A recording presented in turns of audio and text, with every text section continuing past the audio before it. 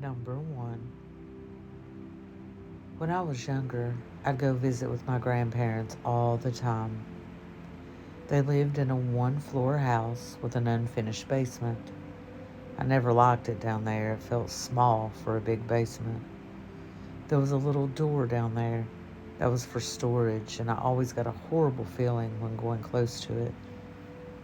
And let me add that this was a newer house that was about 6 years old. Now, during the time I was about 6 or 7, I felt so uncomfortable going down there, even when I was with someone. I didn't like it. I remember going down there with my grandpa to help with something. He had to run upstairs because someone rang the doorbell. He said he'd be right back, even though he knew how I felt about being alone down there, but I nodded and said okay. He was gone and I was alone, and I started to get a bad feeling in the pit of my stomach. I didn't move and didn't want to, even though the lights were on now. This is where everything started happening, and it still gives me chills. The lights started to flicker, and I started to hear noises and what sounded like talking, and it was not coming from upstairs, but in the storage room. I heard someone say my name. Here's the part that freaks me out the most. The voice sounded like my grandpa. I was confused as hell. How am I hearing him when he's upstairs? I didn't want to move, but being me, the curious one, I started to move toward the storage room. The closer I got, the worse I felt about it. When I got to the door, the lights turned off in the basement. I wanted to run upstairs and hide, go home, somewhere that wasn't the basement. I heard my name again for the second time, my grandpa's voice asking me to open the door to help him. So I did, and I regret it. I couldn't see anything, it was pitch black. I couldn't hear anything but faint laughing that felt like forever, but then the laughing stopped and the lights turned back on. And I felt a little better with the lights on. But the downside, I could see a little in the storage room.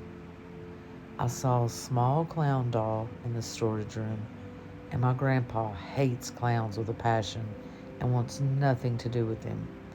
So why would there be a clown doll? I have no idea. Then the lights turned on in the storage room. I saw red that looked like blood all over the place. I screamed and backed out, and the next thing I knew, I was laying on the couch, my grandpa asking me if I was okay. I have no idea if that was real or a dream, but it sure as hell felt real. If you have any ideas, please let me know. Number 2. This is the first time I am posting anything online about this. I am a 31-year-old woman, married, and recently moved back in with my parents due to moving back to the town I grew up. My husband and I are taking our time looking for our own place due to wanting something nice in the area, and that is usually hard to find. This story takes place in my parents' house, starting back 10 years ago. A description of the house for a bit of context. It's a 2-story brick in the city limits, but still surrounded by nothing but woods.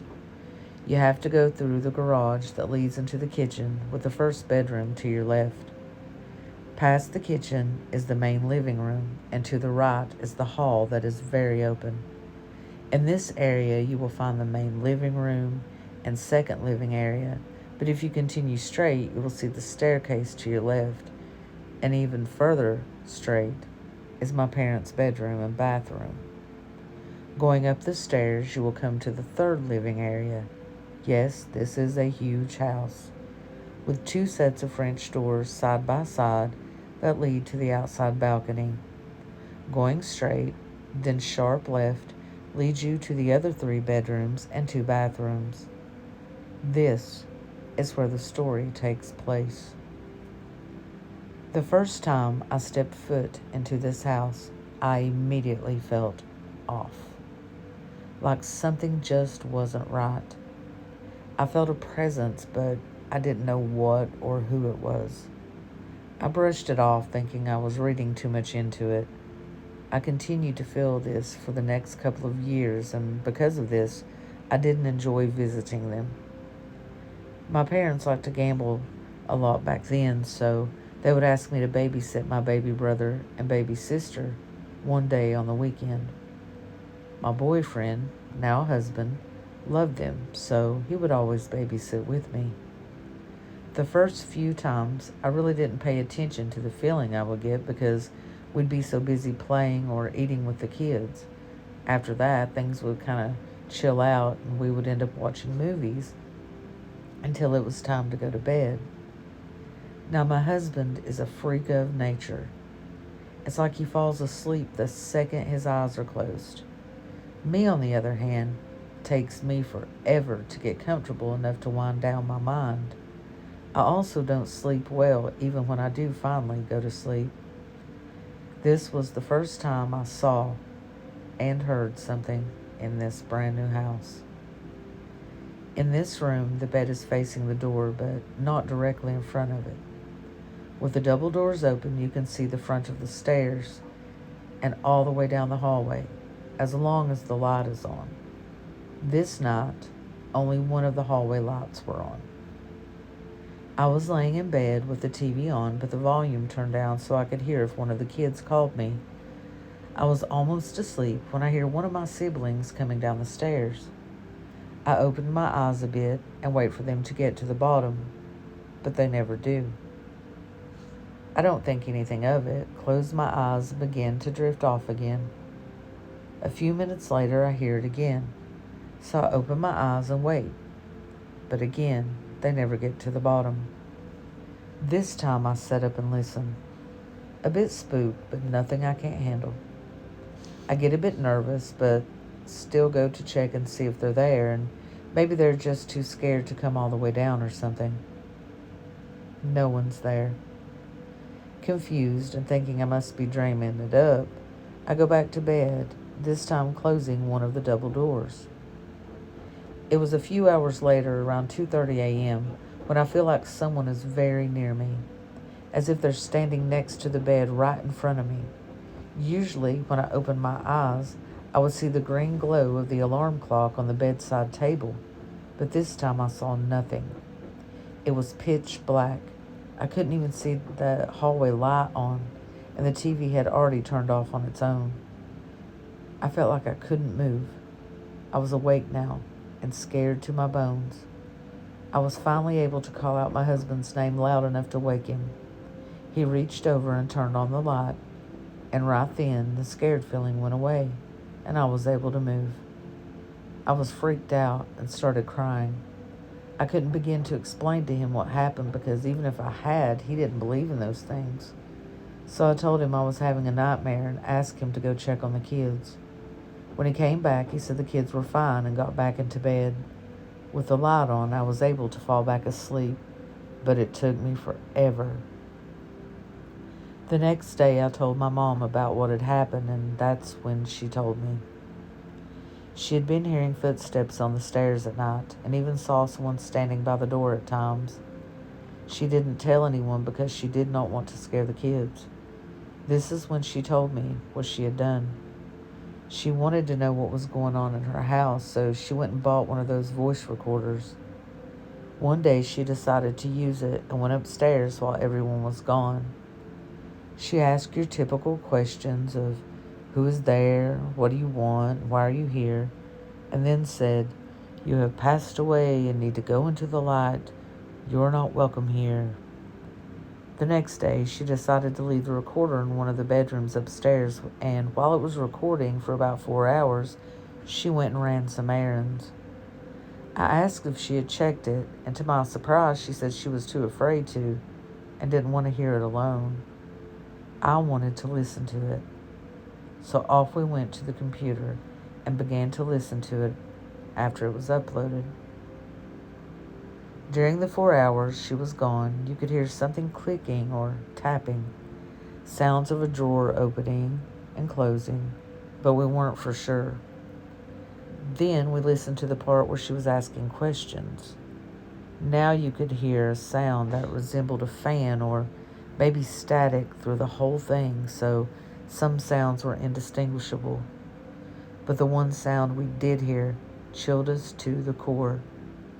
When she asked, "What do you want?" it gave an answer. I'm changing my brother's name for this, by the way.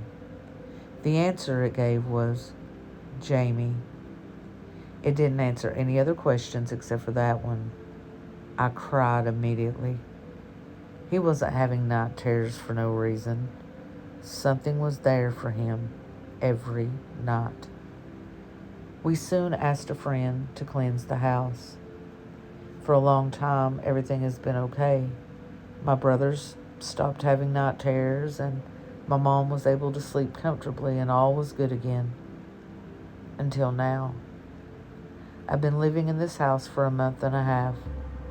For the last 3 weeks, I've been seeing things everywhere, especially when I'm alone. Because of this, I won't stay alone anymore. I get this strong feeling of being watched. I have the feeling of someone pulling on my blanket at night. I think it's time for another cleanse.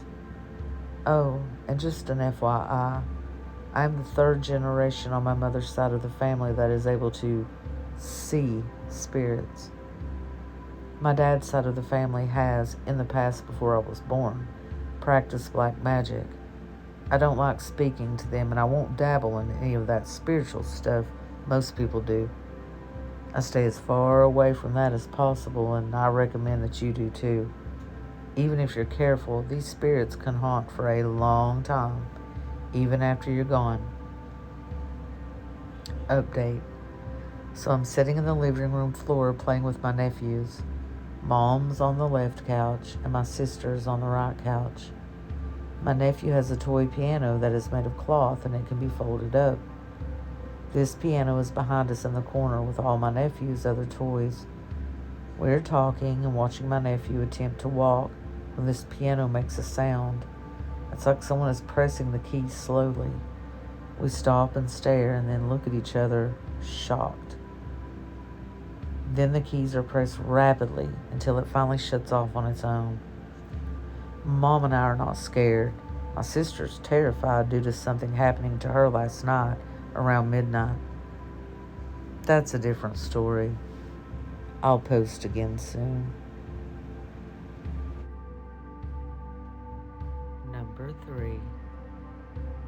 This happened just yesterday, so it's fresh in my mind. I'm not quite sure what to think of it because it was so bizarre and unbelievable. I might have just been sleep deprived. So last night, it was late and I was walking around my block. My town is relatively safe, so I didn't feel in danger. Plus, it was a pretty night. I had been walking around for about 5 minutes when a pale woman with blonde hair and a white dress caught my eye from across the street. She was about my height and looked to be around my age, too. I didn't actually pay attention to her at first. While I circled the block again, she was on the same street, a couple of feet in front of me. She was standing on the curb, staring at the cars passing by. It was a main road, so even the lake people were still driving on it. I said hello to her, and she turned and gazed at me. I couldn't see her face super well, but from what I think I saw, she had no pupils or color in her eyes. She just stared at me. After a while, I asked if she was okay. She didn't respond and simply pointed at the road. I was really confused and didn't understand. Right as a red car started coming down the road, she stepped into the road. The car slammed into her, and it was a bloody mess. The driver immediately stopped and jumped out. It was a man in his mid-20s. We spoke about it, freaking out. He called the police, and I went around the car to see the state of the girl. Once I circled the car, she was gone. Not gone as in dead. Gone as in she wasn't there. The blood on the road was gone too, but not gone from his car. After the police arrived, they concluded that this was some kind of big hoax of a kid who didn't know what they were talking about and some guy who went along with it. The blood on the truck was brought to investigation only to be found as paint. Nothing else was put up about it. I'm still not sure if what happened was real. It felt so real, but I don't believe in the paranormal. I don't know what it was, if it was just a dream or if it was real. I remember it like it was real. I feel like I can't leave the house now. I don't understand anything now, and I feel kind of like I'm going crazy. Has anyone else experienced something like this? Number 4. I've always been quite adventurous, so it stands to reason that when I had spare time alone, I would hop in my car and go exploring. I especially liked finding old abandoned homes, and there are a lot of them in Colorado. My husband hated the fact that I would do this completely alone, and he was always afraid that I would get into trouble. When I saw a no trespassing sign, it was an invitation, so it's no surprise that I would often be where I was not supposed to. One day, while I was out driving on a country road, I happened upon an old abandoned farmhouse, so I pulled into the driveway. There was no garage or carport, so my car was parked in plain sight. This old red brick was all boarded up, but around the side of the house there was an opening where one of the boards had fallen, so I scrambled on up and crawled through. I found myself in an open bedroom. Of course, it was rather dark, but there were cracks in the boards that let in just enough light that you could easily maneuver throughout the house without too much difficulty. Imagine my surprise to find everything still in the house, untouched. Near as I could tell, it had been empty since sometime in the 60s, so it had been sitting in this condition for at least 20 years. I found this very strange that no kids had gotten inside to party, nor any evidence of a homeless person, especially since the house could be easily seen from I-25, a major highway that goes through the heart of Denver. And there was an exit within walking distance to this house. Denver had a very large homeless population, just like any big city. The living room had all the furniture, lamps, tables, and the bedrooms all had armoires and iron beds. Everything left in the kitchen, along with home canned goods, spices, dishes, everything still there. In the bedroom where I entered, there was a portable potty, and I wondered if someone had been sick. I got the feeling that was the case. I spent hours in there just looking through pictures and postcards of the family that had lived there. There was a ton of Catholic paraphernalia too, crucifix on the walls, rosary beads, and the like. It was fascinating to me, and I was trying to figure out why this family had left the house this way. And I was so surprised when I came out how many hours had passed. But I chalked it up to being way too involved and losing track of time. I never wore a watch, so it wasn't hard to believe that this could happen. This place also wasn't too far from my own home, so I would go there often and wander the grounds, investigating the sheds and the outhouse.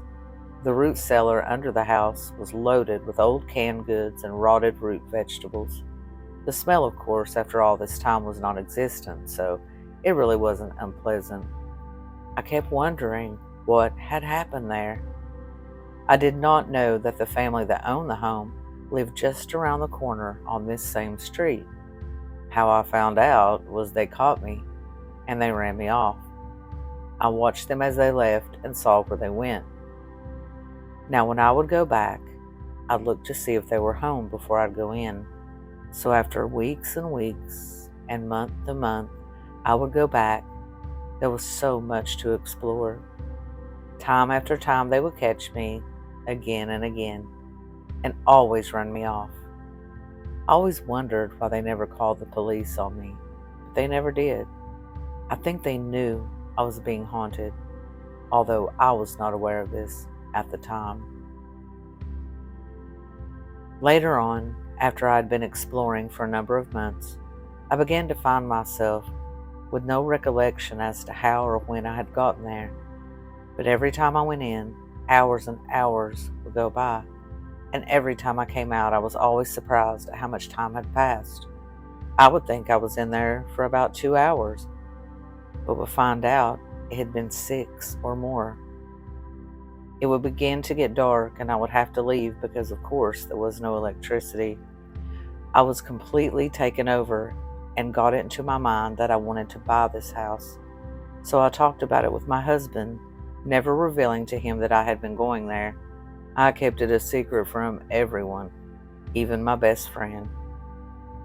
I did some research and tried to find out anything that I could about the home. I did find that it was built in 1910, but could get no other information about it. I even tried to talk to the people that own the house, but they would never tell me anything. And they'd just tell me to leave again. I never damaged anything and left everything as it was.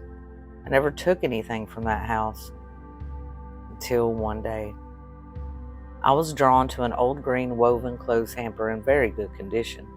And since I needed one at home, I took it. No one's going to miss it, right? Now I had made a connection. Bad move. Soon after I took the hamper, I had a dream. Or was it a dream? A figure in a dark hooded cloak approached me and said, "Can I come into you and finish living out the rest of my life?" I replied, "If I do that, when do I live out the rest of my life?" And the figure disappeared, and I woke up. Creepy, huh? I do believe that the hamper was the catalyst for this event. I should have not taken anything. Thou shalt not steal. There's always a reason for his commandments. The next time I went to the house, it had been completely demolished. The house and all of the outbuildings were gone. There was absolutely no trace that anything had ever been there. Not a brick, not a board, not even the foundation. The root cellar had been filled in completely. I was devastated and wondered how and why did they do this. The house was safe and could have been sold. I had been going there 2 and 3 times a week, so I don't know how this was accomplished so quickly. I wonder if the dream came after the destruction, but I had not known what they'd done, and the hamper made it possible for the spirit to come to me. I kept that hamper for a number of years and was always haunted by whatever happened there. As long as I held on to it, I could not release myself from the spirit that inhabited that house, although I never had any more dreams. I finally did rid myself of it, though, because I knew as long as I hung on to it, I'd never be free. I do not remember how I disposed of it, but it wasn't until then that I was finally released. But this had gone on for years. I'm very, very careful where I go now, and will stand outside and take the time to size up spirits that try to connect with me in these old places before entering. Please, if you are out exploring and you find a place like this, do not take anything, as you don't know what you will bring home. And if you have taken anything from a house like this, get rid of it now. Number 5. It was October when my very best friend Lynn and I decided we'd celebrate our birthdays together, as we always did. But this was a special year. We were both turning 18, so we decided it would be a good idea to celebrate by bar hopping from town to town down 20, which was the main route that connected our little upstate Ohio towns. Our birthdays were less than 2 weeks apart, and we had been best friends since our first meeting at age 12. We had a good time that night, not too eventful, at least until our last stop. We were about 40 miles away from home at this point, and this is where my story begins. I met Kevin. He was tall, blond, and had sparkling blue eyes that twinkled with just a hint of mischief. He was 5 years older than me, quite gregarious, fun-loving, spontaneous, with a hysterical sense of humor. He had a very adventurous spirit and enjoyed skydiving. He was also an amateur photographer. He had a job, a car, and was attending the local college. I just loved his spirit, and as you can imagine, I fell in love fast and furious. We were together every spare moment, running around with our friends, going to parties, just living it up as young people do, not a care in the world. If a great song came on the radio, he'd pull over the car and dance in the street. Anytime we went to the movies, I would let him pick, as his choice was always the best. He was smart and articulate, and very good looking. There was never a dull moment with Kevin, and I just adored him. June 1973, he and his little brother had decided to take a road trip out to experience the mountains in Colorado for the summer. I was so happy for the both of them, and I really loved his brother too, and wanted them to go and have a good time. What I didn't know yet was that I was pregnant. While they were out on their adventure, we communicated infrequently. No cell phones back then. I was afraid to tell him, and when I did finally tell him, he went silent. I didn't hear back from him for 2 weeks. He wrote a letter and informed me that he would not be coming back to Ohio. I was devastated, heartbroken beyond imagination. During this time, I came across an article in the Reader's Digest on how to cast a love spell. Of course, that's the answer, right? I was diligent and cast this spell every single day for several months through tears and intense emotional upheaval. I had never experienced such pain in my entire life. One night, I'd slept on the couch and suddenly woke up at 6 a.m.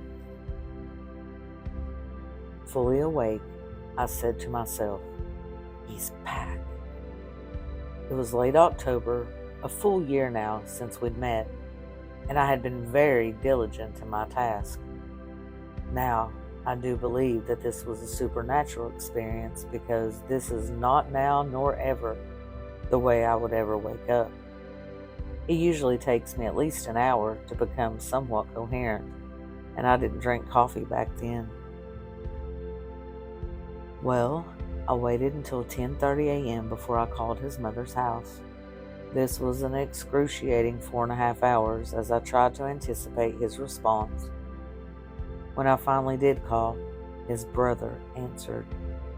I just knew he was back, though I cannot tell you how it was that I knew. I just did. I still know things that I should not know. I guess it's more of a feeling knowing. I guess I feel knowledge in my spirit. It's weird and hard to explain. But on with my story. After speaking with him, he drove 40 miles and came to see me. I don't know what went through his mind. I was very pregnant and had gained about 50 pounds, but everything seemed to be all right. He moved in with me right then and there, got a job, and the baby came. What a darling little boy he was, and the apple of our eye. At first, I didn't notice the changes in Kevin. They were very subtle at first, but soon he became very stressed and quit his job, started doing major drugs and alcohol, and spent more and more time away from home. Now, we had done our fair share of partying, let me tell you, but this became way out of hand.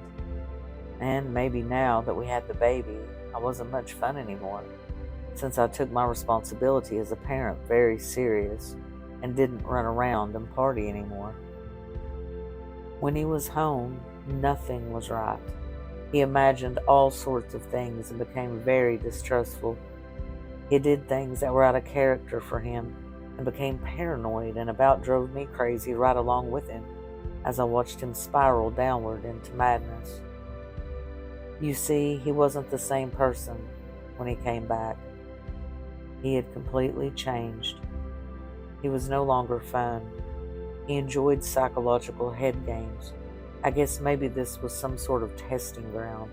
I don't know how he did it, but man, he had my mind so messed up. We even went to counseling, and thank God they kept him at the institution for a while. I was relieved at the time because I really badly needed a reprieve from him, but they couldn't help him. You see, it wasn't until much later that I realized he had been possessed by demons, and I do believe there were more than a few. The last time I saw him before I left for good, he was unrecognizable. He emitted an indescribable odor that was so offensive, but was not a normal scent. His knees were larger than his thighs, and you could see every rib protruding from his back. His eyes had dark circles and sunk into his head, and he looked absolutely haunting. He looked like a person who had been in a concentration camp. I remember looking at him in amazement that he was actually still alive. I was finally able to escape by taking my children and moving to the middle of the U.S., where I knew no one. I did see him again sometime later. He had put on a small amount of weight, although his mind was still the same as when I left him. God forgive me. I always wondered if I'd been the cause of the demons by casting that spell. It seemed like he had a legion in there. I still feel responsible because I don't know for sure if every time I cast that spell, if he didn't receive another demon. I kind of suspect it was my fault. You know, like another knowing. Please don't mess around with any kind of spell, no matter how innocent it seems. You don't know the ramifications of your actions. Believe me, it's better to let them leave and find another person. It's just not worth the torment you'll have to put yourself through, and sadly, it will be your own doing. The reason I've decided to share this is maybe I can get some peace knowing that my story has helped at least one person escape what I experienced. I've lived with this my entire life. Let this be your warning. Thank you for listening. Please subscribe, and as always, sleep well.